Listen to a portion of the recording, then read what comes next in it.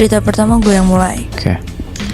Kayak yang tadi gue bilang, ini momen pertama dimana gue ngelihat makhluk halus.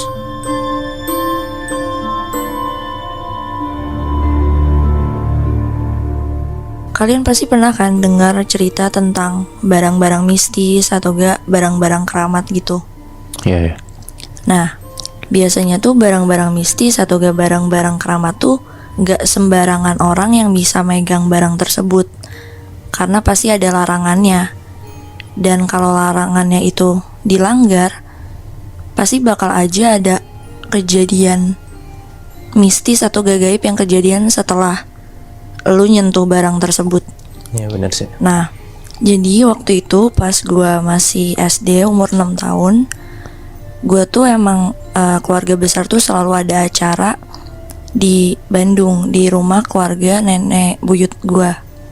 Oke. Akhirnya gue dan sekeluarga besar gue ya memutuskan untuk pergi ke Bandung dong, karena kan kita ada acara keluarga besar di sana. Nah, kita tuh nyampe di rumah keluarga nenek buyut gue tuh udah sore, sekitar jam 4 sorean lah. Sesampainya di sana, ya kayak biasa yang udah besar kayak nenek-nenek gue atau gak tante-tante gue, mereka ngumpul di ruang tamu. Di situ posisinya yang emang masih kecil tuh cuman gue sama 2 saudara gue lainnya, namanya Tahira sama Rara. Tahira sama Rara. Iya. Oke. Rara itu cuman beda 1 tahun sama gue. Kalau Tahira tuh dia beda 2 tahun sama gue, jadi dia paling kecil. Karena ya kita bertiga bosen gitu, akhirnya gue mutusin ngajak 2 saudara gue ini, Rara sama Ila, untuk main di kamar nenek buyut gue. Di situ tuh ada lemari kaca dan di situ tuh emang banyak boneka-boneka porselen gitu loh. Porselen zaman dulu, zaman Belanda gitulah. Berarti lemari transparan gitu Iya, ya? lemari Oke. transparan. Kayak Annabelle gitu dong berarti. Ada lemari dalamnya boneka-boneka. Iya, gitu. benar. Yang iya mirip-mirip lemarinya boneka Annabelle gitu deh. Nah, karena di situ posisinya kita anak kecil cuman ngelihat ada lemari itu, ya kita langsung mikir ya udah kita mainin boneka aja dong. Yang pertama kali ngambil boneka porselen di lemari itu tuh saudara gue yang paling kecil, yang namanya Ila itu. Oke. Nah, pas dia lagi ngambil, akhirnya ya kita bertiga mainin gitulah. Tapi posisinya yang emang selalu megang boneka itu tuh dia. Sampai akhirnya gak lama kemudian nenek buyut gua, kan kita manggilnya Eni. Eni tuh masuk ke kamar, terus ngomong, karena orang Sunda jadi manggil kita Neng kan. Kayak, Neng, kalau mau main yang lain aja, jangan dimainin bonekanya. Kan itu bonekanya tadi di lemari, ditutup juga. Berarti kan emang gak boleh dimainin.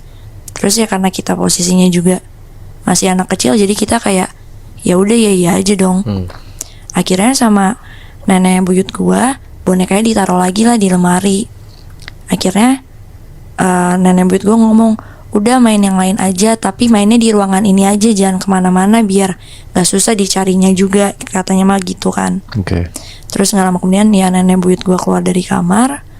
Akhirnya gua ngusulin untuk ya udah kita main petak umpet aja. Akhirnya yang ngejaga itu saudara gue Rara. Jadi yang ngumpet itu gue sama Ila kan. Ila tuh yang paling kecil tadi ya? Iya, Ila yang Oke. paling kecil. Jadi Rara yang jaga. Nah, setelah Rara udah jaga dan dia mulai ngitung, ya akhirnya gue sama Ila pasti nyari tempat buat ngumpet dong. Ya gue sih nyari tempat ngumpetnya nggak jauh-jauh dari situ. Jadi kayak agak keluar dikit dari kamar tuh kayak ada lorong. Di situ kayak ada tembok-tembok, gue nyoba ngumpet di situ kan. Ya udah tuh gue ngumpet, gue udah diem pokoknya di pojokan. Gue sambil duduk sambil megang kaki gue gitu. Nah pas gue lagi diem, tiba-tiba gue nggak lama kemudian ngelihat saudara gue Ila ini jalan ke arah ada ruangan gitu di seberang dari kamar nenek buyut gue. Ruangan yang emang gak banyak orang tuh kesana, karena emang itu cuma buat tempat penyimpanan barang. Terus gue lihat Ila udah jalan ke arah gudang itu, dan sampai akhirnya dia diem di depan pintu ruang yang penyimpanan barang itu. Di situ dia nengok ke gue, terus dia kayak ngajak gue gitu sambil manggil gue, Syafa sini aja, ngumpetnya di sini. Ya udah dong, gue langsung bangun dan jalan ke arah dia. Pas banget gue di belakang dia sebelum mau masuk ke pintu ruangan itu, gue ngeliat Ila tuh megang sesuatu gitu di tangan kanannya. Setelah gue perhatiin, ternyata dia megang boneka porselin yang tadi kita mainin di awal. Yang sebelumnya udah ditaruh di etalase sama Nyi lo itu kan? Iya, yang udah ditaruh sama Ni gue. Oke. Habis itu, akhirnya kita berdua masuk ke ruangan tersebut. Yang kayak tadi gue bilang kan, ruangan ini karena emang tempat penyimpanan barang doang, jadi ya isinya ada lemari tua yang udah nggak kepake, ya sama beberapa meja gitu deh. Di situ gue ngumpet di bawah meja. Kalian tahu kan meja tua yang ada kolongannya gitu. Iya. Nah di situ gue ngumpet di bawahnya. Sementara saudara gue si Ila itu, dia ngumpetnya di lemari, yang dimana posisi dari tempat gue ngumpet itu, gue bisa ngeliat lemari itu kan. Oke. 10 menit, 15 menit lewat, sampai akhirnya tiba-tiba ada suara orang yang nyoba buka pintu gitu. Nah, pas di situ gue dengar suara pintunya, gue coba ngintip dari bawah meja tempat gue ngumpet. Dan pas gue ngintip, yang ngebuka pintu itu ternyata bukan Rara, tapi malah nih gue yang buka. Di situ dia nanya ke gue, "Syafa ngapain di sini?" Gue bilang, "Ya aku ngumpet di sini sama Ila. Kan lagi main petak umpet sama Ila sama Rara." Terus nih gue ngomong lagi, "Bukannya tadi Ni udah bilang ya, kalau misalkan mau main, jangan jauh-jauh dari kamar Ni. Kenapa bisa sampai di sini?"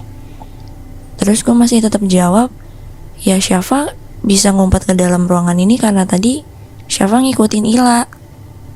Nah, di situ nih gue kelihatan bingung, ngeliatin ke gue. Terus nih gue bilang, "Ini Ila sama ini Syafa."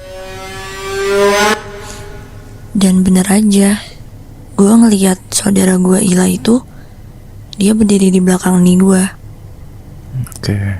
Kalau yang berdiri di belakang ini gue saudara gue, terus yang di dalam lemari itu siapa? Iya. Karena kan dari tadi gue masuk ke ruangan itu karena gue ngikutin orang itu dong, sosok itu dong. Heeh. Di situ gue udah mulai ngerasa takut, udah mulai ngerasa ada hal yang aneh juga. Akhirnya gue bilang ke nih gue sambil nunjuk ke lemari itu, "Ini boleh tolong bukain gak lemarinya? Syafa takut." Ya udah akhirnya nih gue ngebuka pintu lemari itu. Dan pas nih gue ngebuka, di dalam lemari itu gak ada siapa-siapa. Dan yang lebih ngebuat gue takut lagi, gue ngeliat nih gue ngambil dari dalam lemari itu boneka porselin yang dari awal kita mainin pas di kamar nih gue. Cir. Di situ gue ketakutan, gue langsung nangis kencang banget. Gue langsung digendong sama nih gue dan gue langsung minta pulang malam itu. Bahkan sampai sekarang pun, gara-gara kejadian itu tuh, yang kejadian sama gue pas kecil, gue masih tetap takut kalau misalnya setiap gue ngelihat boneka, mau itu boneka porselin atau mau itu boneka biasa, gue masih tetap takut. Karena setiap gue ngeliat boneka, gue keinget dengan kejadian pas gue masih kecil.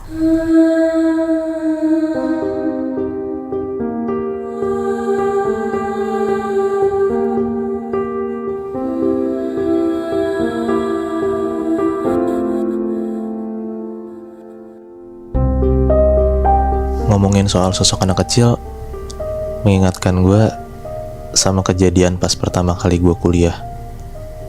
Mungkin kalian cukup sadar, di antara kita bertiga, gue yang paling penakut. Iya, kelihatan. Gue yang emang gak mandiri karena di keluarga gue juga cukup dimanja. Dan di momen pertama kali gue masuk kuliah inilah jadi ajang pembuktian gue kalau misalnya gue tuh gak harus dimanja mulu gitu loh, Bi. Oke. gue juga bisa tinggal sendiri. Makanya gue memutuskan untuk ngekos lah di sini. Tapi sialnya keputusan gue untuk tinggal sendiri ini malah membuat gue ketemu sama sosok anak kecil ini. Oke. Jauh sebelum perkuliahan dimulai, gue udah bertekad kan buat nyari kosan. Karena ini jadi ajang pembuktian kalau misalnya gue bisalah tinggal sendiri. Iya ya. Buat mandiri ya kan. Udah tuh gue dapet kosan enak, nyaman, terus ada penjaganya juga. Jadi kalau misalnya gue ngerasa lagi butuh apa-apa, jadi gue bisa langsung manggil penjaga kosannya lah buat ngebantuin gue. Singkat cerita, ospek dimulai dan waktunya gue untuk tinggal sendiri udah dimulai juga berarti. Ternyata gue nggak semanja dan nggak mandiri apa yang gue pikirin. Good. Sampai pada akhirnya ada satu kejadian yang nggak ngenakin di tempat baru gue. Ada hari dimana gue balik malam, ospeknya kelar jam 8, jam 9-an. Gue nongkrong dulu sama anak-anak, makanya balik malam lah jam 12-an. Gue nyampe kosan, gue langsung istirahat. Dan posisinya tuh kalau jam segitu kosan gue udah sepi banget gitu loh, udah sunyi banget. Dan disinilah pertama kali gue ngerasa ada yang aneh di kamar gue. Pas gue lagi nyoba tidur, dari arah lemari gue denger jelas banget ada orang yang kayak ngetok-ngetok lemari gue gitu loh. Duk, duk, duk 3 kali gitu. Refleks gue langsung nengok ke arah lemari, dan ternyata nggak ada siapa-siapa. Di situ gue takut banget. Gue langsung buru-buru masukin semua badan gue ke dalam selimut. Pas gue lagi masukin badan gue ke dalam selimut, tiba-tiba suara itu datang lagi. Shit. Duk, duk, duk. Gue ngintip dari selimut, dan ternyata benar.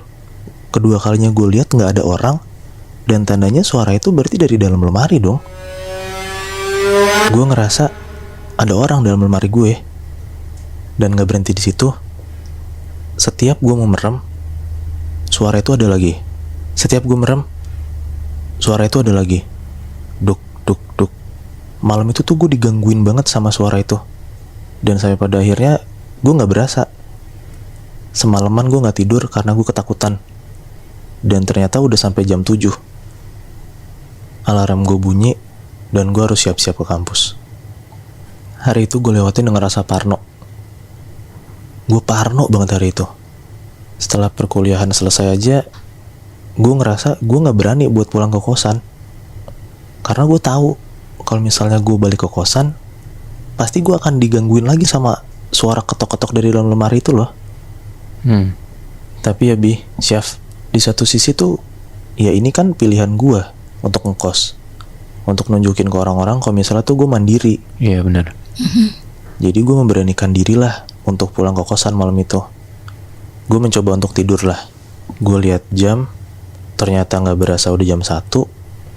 Baru banget gue mau nyoba merem, suara itu datang lagi. Duk, duk, duk. Untuk kesekian kalinya, gue dipaksa untuk berhadapan sama suara ini lagi. Sampai ada satu titik dimana gue butuh tahu sebenarnya ada apa di dalam lemari gue. Gue bangun, gue jalan ke depan lemari gue pegang gagang lemarinya. Begitu gue buka, ternyata kosong. Gak ada apa-apa. Gue tutup lemari gue lagi. Gue balik ke kasur. Dan gak lama setelah itu, suara itu datang lagi. Duk, duk, duk. Shit. Dan ternyata selama ini gue salah, Syaf. Suara ketukan itu bukan dari dalam lemari. Yang gue lihat ternyata di atas lemari itu ada sosok anak kecil duduk di atas lemari gue, kakinya menggantung, dan ternyata suara duk duk duk itu adalah suara kaki dia yang ngayun-ngayun, dan kakinya itu ternyata kena lemari gue. Shit.